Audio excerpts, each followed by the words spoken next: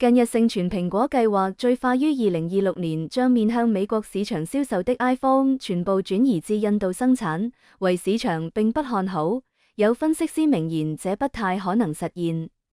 據中新社援引《金融時報》報道 ，Canalys 高級分析師桑阿姆喬拉西亞直言，蘋果要在2026年前將面向美國市場的生產完全轉移到印度不太可能。他指，在2025年第一季度，印度佔到全球 iPhone 產量的21%左右，其餘79%來自中國。預計到2025年底，印度佔比將達到25%至26%。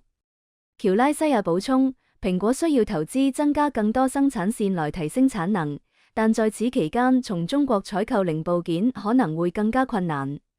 報道指，TF 國際證券分析師郭明基最早發現了蘋果向印度的快速轉移。他在4月初表示，運往美國市場的 iPhone 中國裝配線處於停工狀態，認為蘋果計劃從今年開始在印度專門生產美國市場的所有產品。分析認為，若要實現這個目標，即要在印度組裝運往美國的所有6000萬台 iPhone。換言之，主要生產低端 iPhone 的印度要將其目前的產量提高1倍以上。